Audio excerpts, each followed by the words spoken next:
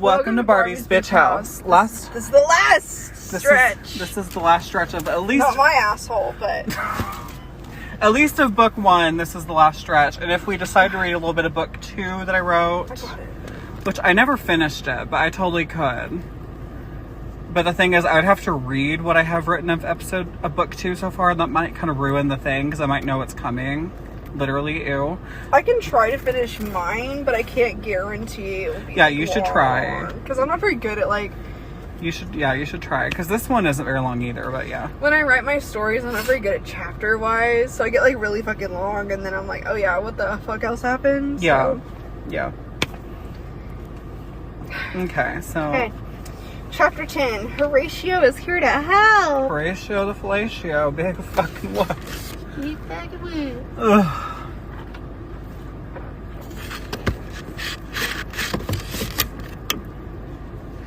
The way that just... I don't know why, but it just... That made me kind of want to kill myself. Anyways. That's me, like, all the time. Horatio Blueberkle had remained in the suck during the duration of the Rock Hard Candy mission and had kept a close eye on the vitals of all three if there was any sense of unease. Horatio could intervene. God damn it. He had been eating an egg salad sandwich when he saw Adele's heart rate increase rapidly with visible signs of distress. When Valentin and Jeff's heart rate monitors followed, Horatio knew he had to help them. He's gonna suck them off. Horatio got his troops together and gathered all the tools he would... His troops! It says troop. I think it's supposed to be troops, maybe? I don't know. He would need to break into the Rock Hard Candy Factory and ensure they'd have no problem taking it over. Within 15 minutes, they had left Suck and were flying in their private jet towards the Rock Hard Candy Factory. Why do they need a jet to go to a fucking candy factory down the fucking street?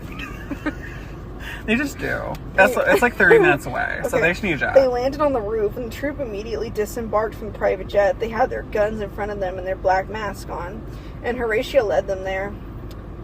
He found a door that led into the building. Once they had cleared the room, they began swarming in. Once they made it into the building, Horatio found himself face to face with a lot of incredibly high people. They were giggling and laughing. By the time they realized something was amiss, they were too far gone and too lazy to stop Horatio from doing what he planned to do. And then chapter 11, shit, it's the fan. Ew. That's either going to be like a metaphor, and I hope it's not. I hope it's not. You're like, I hope not literally. No. No. Just as Mr. Cummings was about to pour the boiling hot chocolate over Valentin's leg, he heard a loud bang and he looked over at Mr. Sachs. Someone broke in using the roof door. Why is there a roof? Why is there a roof door? Mr. Cummings exclaimed. He sat the pot of boiling chocolate down and grabbed his phone before dialing a number and saying, "Back up! Back up!" Immediately following this, Horatio and his troops were bombarded by Mr. Cummings' troop. "Freeze and drop your guns!" One of the Cummings troop leaders shouted. Horatio didn't listen and instead opened fire. The Cummings troop did the same, and now there was a wild mix of gunfire in the Rock Hard Candy Factory. Kurt Kingsley was sitting nearby and luckily dodged a fucking bullet that would have hit him in the fucking head. He felt his butthole pucker when it hit. "Jesus Christ almighty," Kurt cried out as he hauled his ass to the lounge room. Yeah, what the fuck has he been doing this whole time? He's just been sitting there jerking off in the candy room? What the fuck? No, he's already been a nothing burger of a character until now. Meanwhile, Mr. Cummings smiled at Jeff, Valentin, and Adele with an evil grin. "It seems that the person you work for has made a sudden appearance," he said to them. This gave Jeff a burst of hope, though it was quickly snuffed out when Mr. Cummings spoke into the phone again. "Tell the leader to come to the lounge. We have his 3 spies held hostage. If he declines, I will pop a fat cap in their asses." I thought he was going to say a fat dick. A fat nut in there. Mr. Cummings shouted into the phone. Shortly after this, Horatio went into the lounge where Kurt Kingsley was still recovering from being nearly shot. He hadn't even been shot. Horatio looked at Kurt questionably, and Kurt explained that he worked for a different spy corporation. What? Horatio nodded. And Mr. Cummings walked in, and he went annoyed. "Great, Kurt's a spy too? Well, I'll be damned," he said. He then proceeded to pull out a stun gun and shoot it at Kurt. He laughed as he did it. "Now we have another hostage," he said. This made Horatio lift his eyebrows. "Well, wait, I came here like you asked. You're still going to hold them hostage?" Horatio demanded. Mr. Cummings nodded and said, Oh, yes, I'll let them go once you tell me why you sent them here and after you do a little favor for me. Horatio looked skeptical. What's the favor? He asked. Mr. Cummings laughed and said, don't worry about that just yet.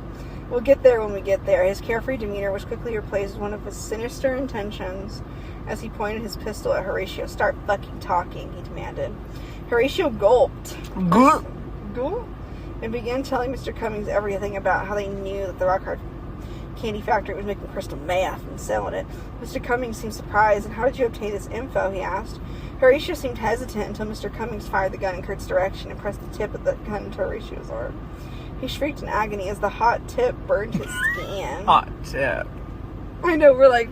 Hot tip. Mr. Cummings found this funny and remarked, I burned you with my tip. Horatio scowled at him. I got the intel from a parent spy agency. Horatio said. This clicked the pieces into place for Mr. Cummings. If Kurt Kingsley doesn't work for you, and he works for a different corporation, he must be the rat that gave you the intel, Mr. Cummings shouted. He's solving this fucking case. What's that saying? We're gonna fucking solve this mystery. He busted it wide He busted open. that case wide open. Yeah, he must be the rat that gave you the intel, Mr. Cummings shouted. He then headed over to Kurt and kicked him. Horatio desperately wanted to keep the agent safe, so he decided to inquire about the favor Mr. Cummings wanted from him. Oh God, I'm scared. What is the favor you spoke of? He asked. Mr. Cummings turned his phone. Oh, well, yes, you see, Mr. Cummings trailed off, not knowing Horatio's last name, Blue Burkle. Horatio finished for him, and Mr. Cummings nodded. Mr. Blue Burkle, he said. Horatio felt annoyed that Mr. Cummings mispronounced his last... Oh, Blue Blurbiddle is what he said. His last name, but didn't say anything at the risk of getting his shit rocked with the pistol he was carrying. I want you to fuck me right here, right now, Mr. Cummings said, licking his lips. You see, I accidentally had some brownies laced with pot. My cock has been hard ever since. I was administered a serum to lessen the effects, but the horniness remains. Horatio smiled. Now, Mr. Cummings wasn't speaking a language he could understand. Not only that, Horatio knew he'd get Mr. Cummings into a vulnerable position while they fucked each other. Horatio smirked and showed his white teeth, smoldering. Sounds nice, he said smugly. Mr. Cummings was ready to drop his panties. And so he did. Oh my God! Sorry, his fupa covered his cock, so he had to move it to the side to stroke it. Ew! Let me look at you while I masturbate myself. Mr. Cummings said obesely. Girl, at this point, I'm just putting shit on paper. I'm just throwing shit and seeing what Pen to sticks. paper. From pen to paper. that clip of Brittany Brusky. yeah, From pen to paper. Horatio let him, and then Mr. Cummings informed him that he wanted to give him anal. Horatio wasn't used to being the bottom, but he knew he had to make sacrifices, especially in a dire situation like this. Horatio pulled his pants down and Mr. Cummings stick his dick inside of his asshole. He hated to admit it, but it felt amazing. No, I can't develop any sort of connection to this man. He is the enemy, Horatio thought to himself. As Horatio got his stinky pinky pounded the fucking... That's how I know that you fucking wrote it. Is that this was our joke. Stinky pinky pounded the fuck in. Adele Renaud had managed to untie herself alongside Jeff and Valentin, and she was now holding a pistol she had gotten from Mr. Sex after knocking him out. Get off Horatio, you tubby bastard. You tubby bastard. Adele screamed as she fired the pistol, managing to get a shot into Mr. Cummings' shoulder. He shouted and fell out of Horatio's asshole, his dick looking like a fudge pop. Oh, got my throat.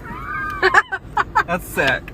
Like a fudge pop. Falling out of his asshole is disgusting. I'm thinking of a fucking push pop, which makes it worse. Push pop. Ugh. Okay. Looks like a Tootsie Roll. Horatio took his moment to overpower Mr. Cummings and put his black shoe business foot. What? His black shoe business foot? What Black shoe business foot?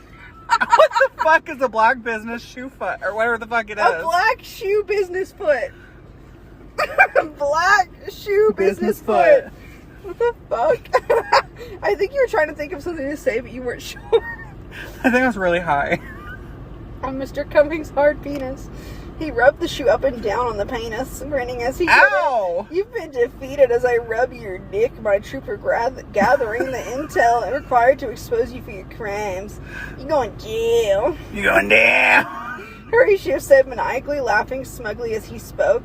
Even though Mr. Cummings was upset at just being shot and exposed, he was also incredibly horny and busted his nut all over the bottom of Horatio's shoe. Horatio saw this and rubbed the cum onto Mr. Cummings' face before he turned to the very traumatized Jeff Valentin and Adele.